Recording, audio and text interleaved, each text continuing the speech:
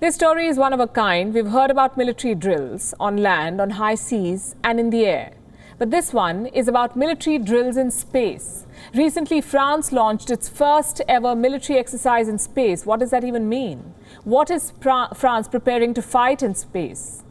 Is it the only country gearing up its forces in space? Our next report has the answers.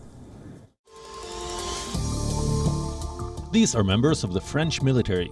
They are in the middle of an exercise codenamed Aster X, the first ever French military exercise in space. Sitting inside the French Space Command operations room, these servicemen conducted 18 simulated events.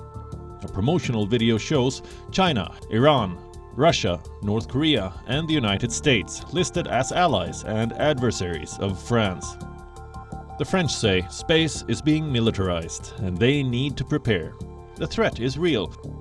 By 2019, more than 2,000 satellites were floating above the Earth.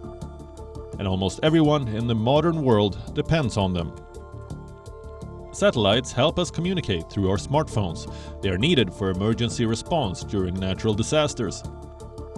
And now, even militaries depend on satellites for intelligence gathering, navigation, and military communications. Any attack on a satellite could have catastrophic consequences. It could cut off communications of an entire nation and blind its military. The idea of bringing down satellites is no longer a figment of imagination.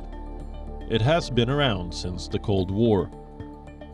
Today, major countries have a space weapon of their own. In 2007, China tested a space weapon that destroyed one of its own satellites. The strike left behind a lot of debris. It kept floating in space and posed a serious threat to other satellites. Russia and India too have anti-satellite weapons. In the past, they have shot down their own satellites in a show of force. The United States tested an anti-satellite missile attack in 1985.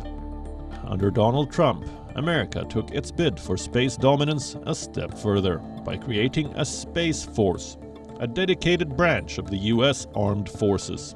Last year, the Space Force deployed its first troops, not in space but to an airbase in Qatar, where they will assist in combat operations that depend on space systems.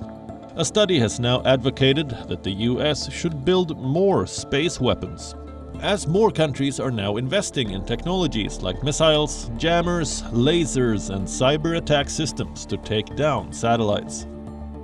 This warning applies to every country in the world which has a satellite in space.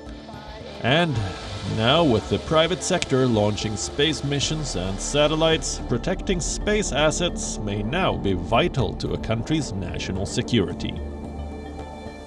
Bureau Report, WION. World is one. WION is now available in your country. Download the app now and get all the news on the move.